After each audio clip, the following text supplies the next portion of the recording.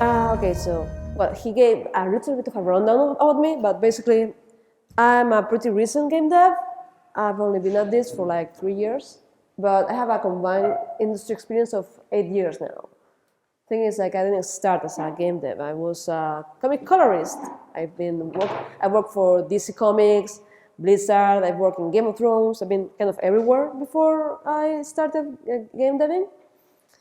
And I fully intended to continue with my career. I wanted to be the very best colorist that there could ever be, right? But something happened, and I messed up my wrist really, really bad.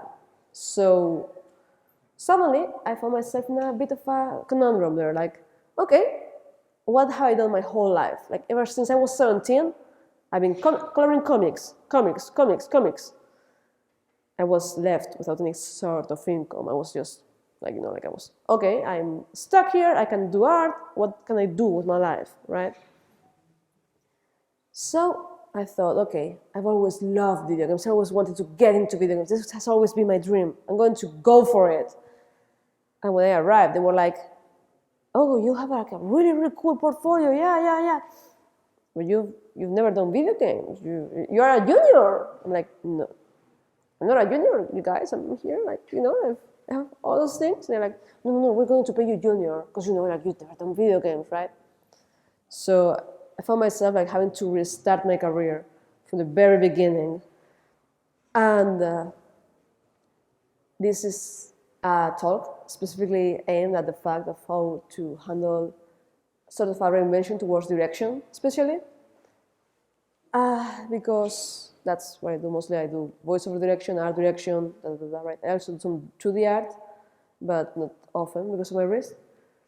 So that's the point. So basically, I'm a little bit nervous, sorry. So basically what happens is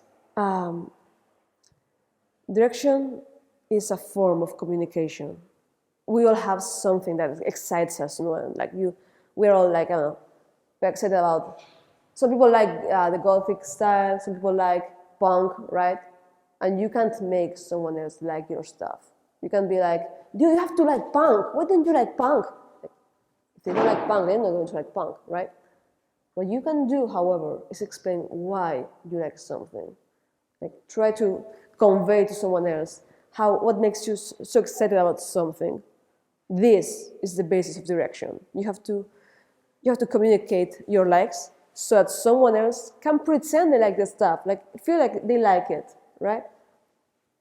And that's something that no matter what your experience is in life, it's going to help a lot. Like no matter where you come from, no matter what your previous experience has been, like if you were an architect, if you were carrying boxes for a company, anything you've lived will help you immensely to develop your own taste.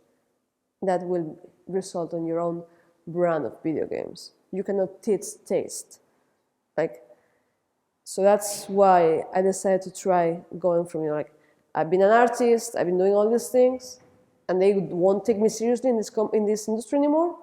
I'm going to try and use my own personal brand of experience to say, hey, this is my stuff, this is what I can do. I don't know how you do in this industry, but I will try to bring my own perspective to it.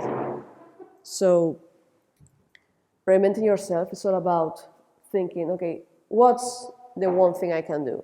What's different in me from anyone else? Like actually, Maria was telling us about, about branding yourself different. How can you be different from the rest to pop up in this oversaturated market, right? So it's a form of branding too, like finding the way you can be your own person. Like, why should I hire you? What can you bring to the table? Like, if we have like this person, and they all want to be the same role, why should I hire you? Not just because of your portfolio, not just because of your personality, right? You have to find what makes your own vision stand out. So this is sorry. This is, you will find yourself often thinking like, oh, maybe I'm not experienced enough. I've been at this for a long time, but there's people that's better than me. There's always going to be someone that's better than me. Why should I try for this? That's like imposter syndrome is going to be there all the time. So no matter if you've just arrived or if you've been here for like 10 years, you should still try, because rejection is going to be a part of any company. Rejection is going to be kind of like the basis of games. We're going to fail once and again, and we're going to be here. And I hope we're all here because we love games and not because we think it's making games is easy, because then you're going to fail really hard. So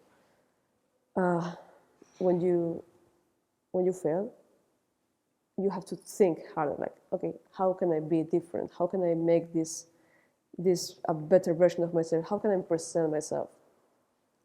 My solution in my case was I started a video game. I started a video game all on my own, just because like I wanted to say, okay, if you don't take me seriously, if you don't think I can do it, I'm going to make it all on my own. I'm going to prove that I can do all these roles, and then prove to you that I can do this. I can bring my own thing to the table, right? So other people have just done like really amazing portfolios. Some other people have like really amazing online personas. You want to follow them, you want to hear their stuff, right? We all find what works best for us. And it's kind of a long process. But it's very important during this process of reinvention, of finding yourself, not to let yourself be burnt out. Are we all familiar with the concept of being burned out? Does anyone need an explanation? Burnout refers to a state of depression, specifically. It's your body is ready to take a certain amount of stress, right? A deadline is coming up. You get ready, you get super focused, you are super awake, you go toward that deadline, and once you reach it, you relax, okay, everything is fine, your body can go back to normal.